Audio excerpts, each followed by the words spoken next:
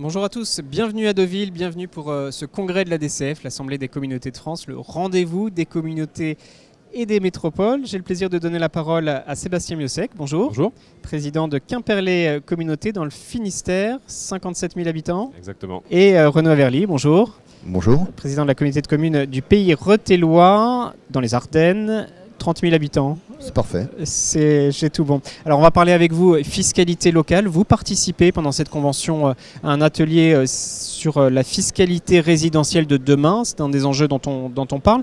Pour démarrer notre échange, juste un mot sur la réforme de la fiscalité locale. On en parle depuis des années. C'est un sujet un peu sensible. Est-ce que la suppression de la taxe d'habitation vous inquiète?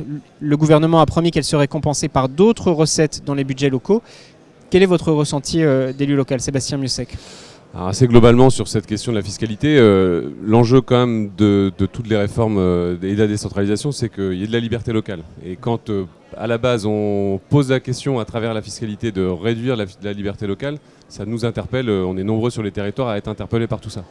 Après, pour autant, il y a une campagne présidentielle, un engagement du président de la République, donc il y a des conséquences à travailler, à discuter, et c'est un des enjeux de cette réforme, c'est par quoi on remplace cette cette taxe d'habitation qui a vocation à disparaître dans quelques années. Donc on va évoquer certaines de vos préconisations. Renaud Averly, inquiétude, espoir, votre sentiment? Oui, inquiétude, sachant que ces taxes locales, c'est ce qu'on appelle les quatre vieilles, taxes d'habitation, foncier bâti, foncier non bâti, taxes professionnelles. À l'époque, elles étaient, les contributeurs étaient des catégories d'individus ou d'entreprises bien spécifiques. Taxe d'habitation, c'était les locataires, foncier bâti, les propriétaires, foncier non bâti, les agriculteurs et les entreprises pour la taxe professionnelle. Donc on voit qu'on avait une localisation, une spécialisation de ces taxes et ça avait un sens puisqu'en fonction de celles qu'on modulait, on allait sur des politiques publiques particulières.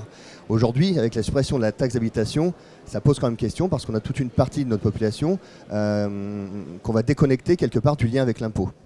Oui, c'est ça. Les taxes foncières peuvent être acquittées par les propriétaires des biens immobiliers et fonciers et pas par les occupants, c'est ça. Donc, alors, selon vous, quelle juste contribution aux charges publiques pour celles et ceux qui bénéficient de services locaux de proximité, Sébastien Miossec? Alors, un des enjeux, c'est ça. Oui, aujourd'hui, on veut descendre. Les perspectives proposées par le gouvernement, c'est de redescendre le foncier bâti de département vers les territoires, communes, intercommunalités. Ce que demande la DCF. Nous, la DCF, on est dans le cadre proposé, qui est celui de la suppression de la TH, tenant compte de cet élément-là sur lequel on n'était pas forcément favorable, il faut trouver une solution. Et en effet, on souhaite garder des recettes fiscales dynamiques en lien avec nos résidents, là en l'occurrence les propriétaires, et en lien avec nos compétences. On a la compétence de l'aménagement qu'on partage avec les communes. Il faut qu'on puisse avoir un lien avec nos habitants, puisque plus d'habitants, plus de recettes, moins d'habitants, moins de recettes. Donc nos politiques publiques doivent pouvoir trouver une conséquence, même indirecte, sur nos liens fiscaux.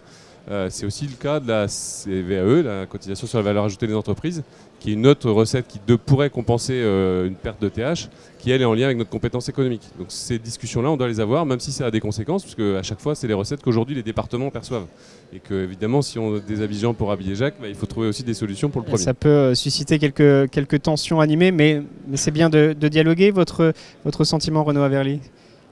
Oui, dans la même philosophie, sachant qu'en déconnectant en plus cette taxe d'habitation, c'est-à-dire les habitants, les personnes qui vivent sur nos territoires, on va se poser la question de comment financer nos services publics. Avant, ils étaient financés par l'impôt d'une manière globale et ensuite on allait sur nos politiques publiques. Aujourd'hui, on va se poser vraiment la question des tarifications. On va être sur les ordures ménagères, donc les déchets ménagers, sur une politique bien spécifique, sur l'eau potable, une tarification bien spécifique, sur le transport, etc. etc. Et on va être aujourd'hui d'avoir tout un panel comme ça de tarification à l'usager qui va nous permettre de financer ces politiques publiques. Donc il faut vraiment bien penser cet ensemble-là. Vous allez en parler, Sébastien Miossec, de ces solutions, travailler sur la question de la taxe de l'enlèvement des ordures ménagères, la tarification à l'usage. Il y a toute une série de leviers, c'est ça, sur lesquels vous pouvez travailler, que vous pouvez activer? Des leviers, il en existe en effet, il faut qu'on les utilise. Mais pour autant, si on remplace des impôts par des recettes, c'est toujours nos usagers, nos habitants qui payent à un moment ou à un autre.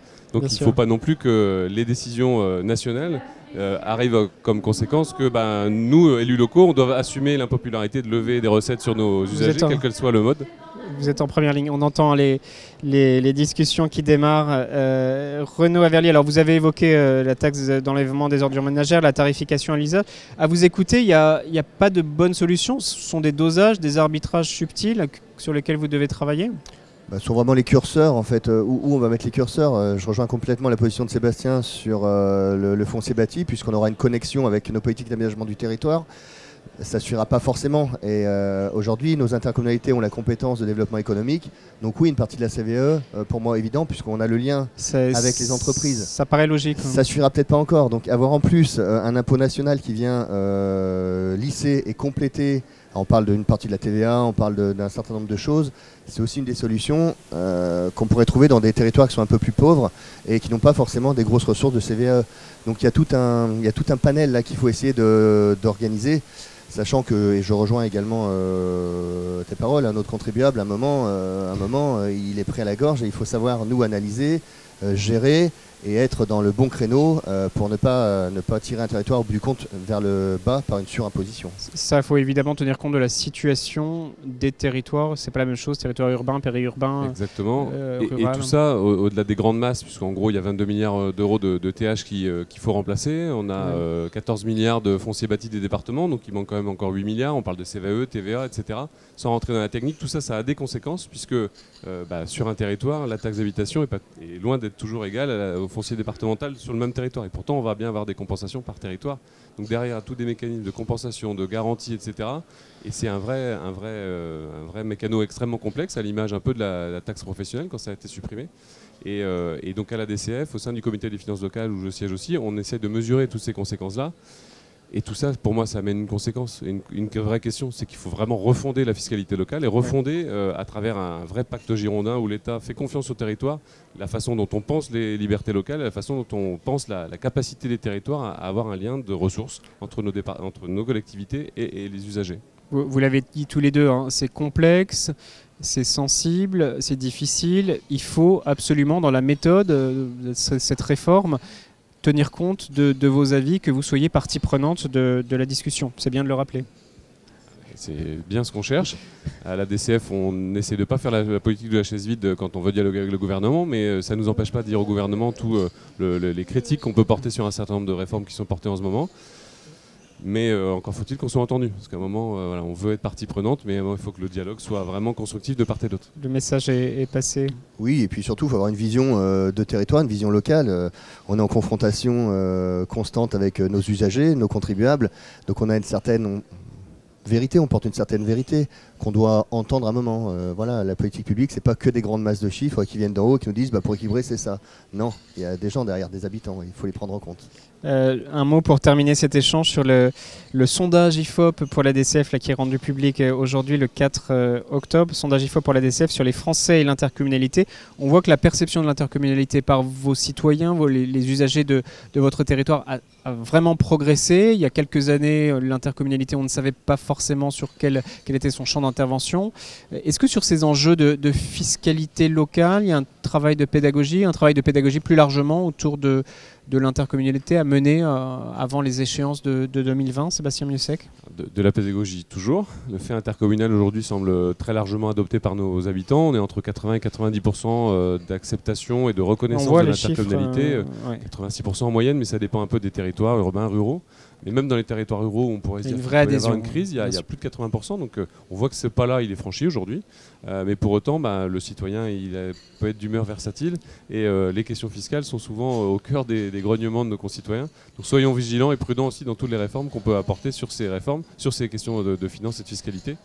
Même si, pour moi, la meilleure garantie demain un vrai contrat de confiance entre les citoyens et les élus, c'est qu'il y ait une vraie liberté locale quand les élus augmentent les impôts, augmentent des recettes, il y a un vrai lien, une vraie reconnaissance, et on a le résultat électoral derrière quand on se représente ou qu'on se présente aux élections. C'est ça, vous êtes en première ligne pour subir les effets de décisions qui ne relèvent pas forcément de vous. C'est pas toujours facile, Renaud Averlier. Oui, c'est pas toujours facile, et pour revenir sur nos intercommunalités, on est passé d'intercommunalités de projet il y a une vingtaine d'années à aujourd'hui des intercommunalités de gestion et de services proches des usagers. Je prends l'exemple de ma communauté de communes pour 30 000 habitants, on gère environ 70% aujourd'hui des compétences, mais en lien total avec les usagers. c'est les déchets ménagers, aujourd'hui c'est l'eau potable, c'est le scolaire, le périscolaire, les cantines. Donc ce lien à l'habitant, on l'a constamment. Et les chiffres qu'on donne aujourd'hui de 86% de reconnaissance des intercos, c'est parce qu'aujourd'hui l'interco elle est dans le quotidien de chaque habitant. C'est ça. 86% des Français pensent que le principe de l'intercommunalité est une bonne chose. Même si une des fondations de l'intercommunalité, c'est sa différence. Chez Renault, on s'occupe du scolaire. Dans d'autres territoires, on va être sur des intercommunautés très encore projets et les services sont dans des communes nouvelles. Voilà, cette liberté des territoires, cette capacité à pouvoir s'adapter, elle est dans le fondement de notre pacte. On rejoint votre message sur le fait qu'il faut des décisions nationales, mais il faut vous laisser un peu à la manœuvre autonome, que vous ayez des capacités d'autonomie pour adapter votre action à votre territoire, ses contraintes et ses atouts. Je résume bien ? Et très bien résumé, la réhabilitation de l'image de l'élu, elle passera énormément par ça. Merci à tous les deux. Merci. Un bon débat Merci. donc, sur la fiscalité résidentielle de demain. Merci. Merci de nous avoir suivis. À retrouver tous les entretiens, les interviews sur Acteurs Publics TV et sur le site de l'ADCF. Merci beaucoup.